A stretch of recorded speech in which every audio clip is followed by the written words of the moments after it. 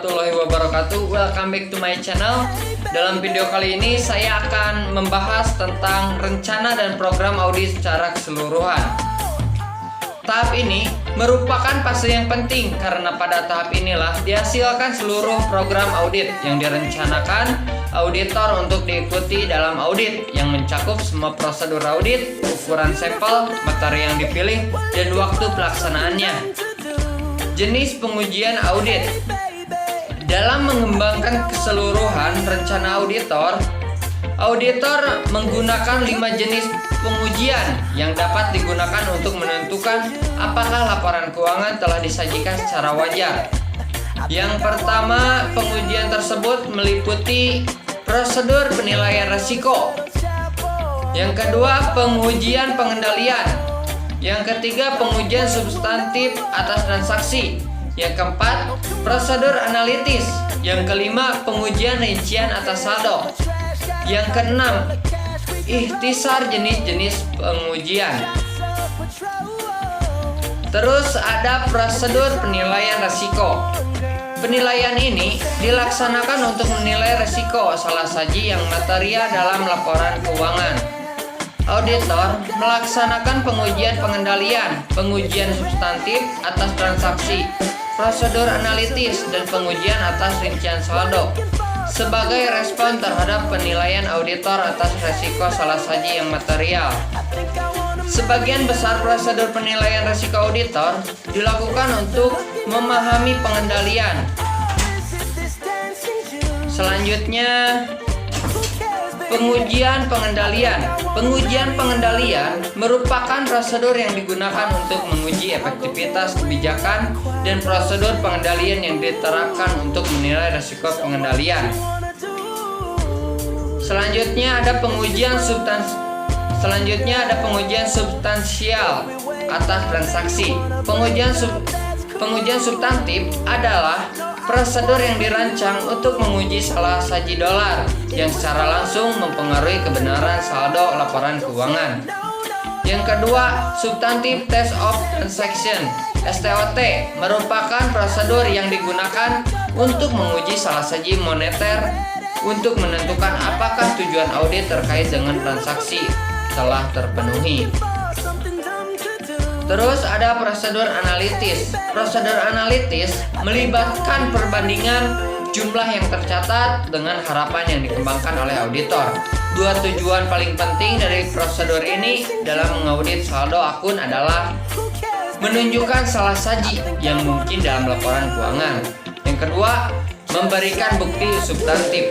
Apabila auditor mengembangkan ekspektasi dengan menggunakan prosedur analitis dan menyimpulkan bahwa saldo akhir akan tertentu mungkin diabaikan atau ukuran sampel dikurangi. Standar auditing menyatakan bahwa prosedur analitis merupakan jenis pengujian substantif apabila dilaksanakan untuk memberikan bukti tentang saldo akun. Selanjutnya, pengujian rinci saldo. Pengujian rinci saldo berfokus pada saldo akhir buku besar, baik untuk akun neraca maupun laporan laba rugi.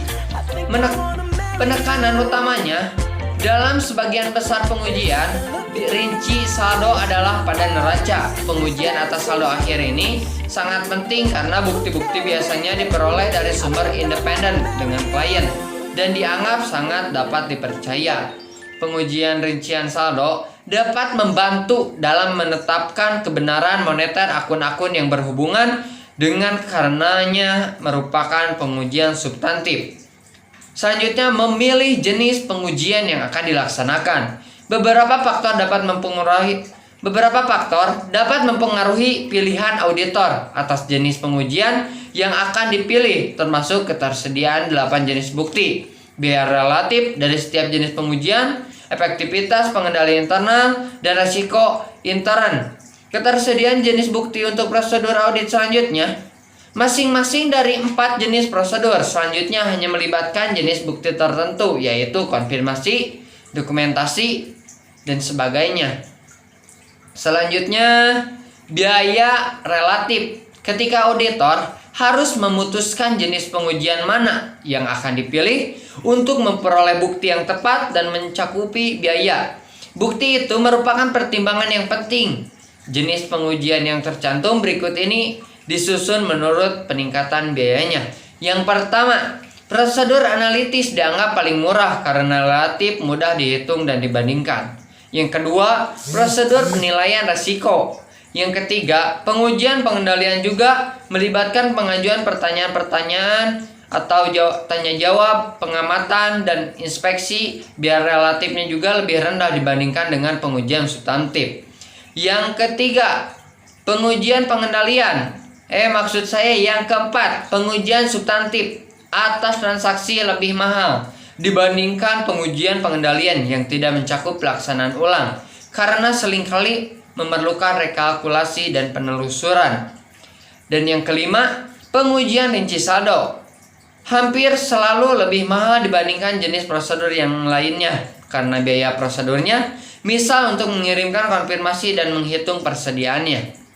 Selanjutnya ke hubungan antara pengujian pengendalian dan pengujian substantif. Suatu pengecualian dalam pengujian pengendalian hanya mengidentifikasi kemungkinan salah saji yang mempengaruhi nilai dolar laporan keuangan. Sedangkan pengecualian dalam pengujian substantif atas transaksi atau pengujian rinci saldo merupakan salah saji laporan keuangan. Yang kedua, pengecualian dalam pengujian pengendalian disebut deviasi pengujian pengendalian. Auditor kemungkinan besar yakin bahwa ada salah saji mata uang yang material dalam laporan keuangan apabila deviasi pengujian pengendalian dianggap sebagai deviasi yang signifikan atau kelemahan yang material. Auditor kemudian harus melaksanakan pengujian substantif atas transaksi atau pengujian rinci saldo untuk menentukan apakah salah saji mata uang yang material telah benar-benar terjadi. Hubungan selanjutnya terhadap hubungan antara prosedur analitis dan pengujian substantif. Fluktuasi yang fluktuasi yang tidak biasa dalam berhubungan antara satu akun dengan akun lainnya atau dengan informasi non keuangan dapat mengidentifikasikan kemungkinan yang meningkat bahwa ada salah saji yang material itu. Apabila prosedur analitis mengidentifikasi fluktuasi yang tidak biasa, auditor harus melaksanakan pengujian substantif atas transaksi atau pengujian rincian saldo untuk menentukan apakah salah saji mata uang telah benar-benar terjadi. Jika auditor melaksanakan prosedur analitis dan yakin bahwa kemungkinan salah saji yang material nilainya kecil, pengujian substantif lainnya dapat dikurangi. Selanjutnya terhadap trade-off antara pengujian pengendalian dan pengujian substantif. Ada trade-off antara pengujian pengendalian dan pengujian substantif. Selama tahap perencanaan, auditor memutuskan apakah akan menilai resiko pengendalian di bawah maksimum.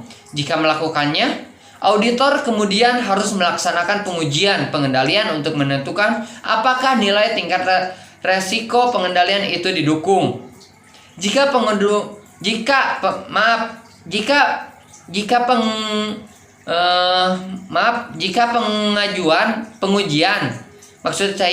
pengujian pengendalian mendukung penilaian resiko pengendalian, resiko deteksi yang direncanakan dalam model resiko audit akan meningkat dan karenanya pengujian substantif yang direncanakan dapat dikurangi. Terus ada dampak teknologi informasi terhadap pengujian audit. Standar auditing mengakui bahwa jika ada sejumlah besar bukti audit dalam format elektronik, mungkin tidak praktis atau mungkin untuk mengurangi risiko deteksi hingga tingkat yang dapat diterima dengan hanya melakukan pengujian substantif. Walaupun beberapa pengujian substantif masih diperlukan, auditor dapat mengurangi pengujian substansi secara signifikan jika hasil pengujian pengendalian mendukung keefektifan pengendalian itu. Namun, karena konsistensi yang melekat dalam pemrosesan teknologi informasi auditor mungkin dapat mengurangi luas pengujian atas pengendalian yang terotomatisasi. Selanjutnya ada bauran bukti, memilih jenis pengujian mana yang akan digunakan dan seberapa efektif pengujian itu harus dilaksanakan dapat sangat bervariasi di antara audit dengan tingkat efektivitas pengendalian internal dan resiko inherent yang berbeda. Bahkan dalam audit tertentu, variasi dapat terjadi dari satu siklus ke siklus lain.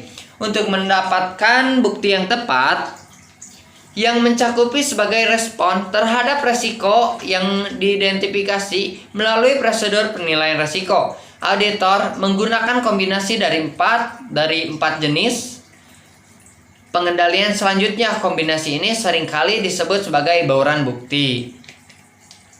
Terus ada perancangan program audit. Umumnya audit didesain sebuah audit program dalam 3 bagian. Yang pertama, pengujian pengendalian dan pengujian substantif atas transaksi untuk penjualan dan penerimaan kas. Yang kedua, prosedur analitis substantif untuk keseluruhan siklus. Yang ketiga, pengujian rinci saldo untuk kas, piutang usaha, beban piutang tak tertagih, penyisian untuk piutang tak tertagih, dan piutang usaha rupa-rupa. Selanjutnya, pengujian pengendalian dan pengujian substantif atas transaksi.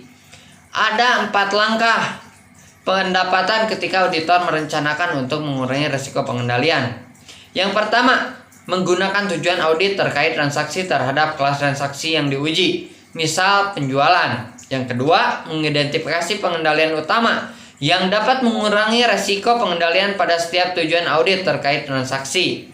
Yang ketiga, mengembangkan pengujian pengendalian yang tepat disusun untuk seluruh internal kontrol yang digunakan untuk mengurangi penilaian awal terhadap risiko pengendalian di bawah maksimum. Yang keempat, mendesain pengujian tujuan audit terkait transaksi dengan mempertimbangkan kelemahan internal kontrol dan hasil dari pengujian pengendalian dapat dilakukan secara simultan. Selanjutnya ada prosedur analitis. Prosedur analitis pengujian substantif seperti audit piutang usaha biasanya lebih terfokus dan lebih ekstensif. Prosedur analitis pengujian substantif seperti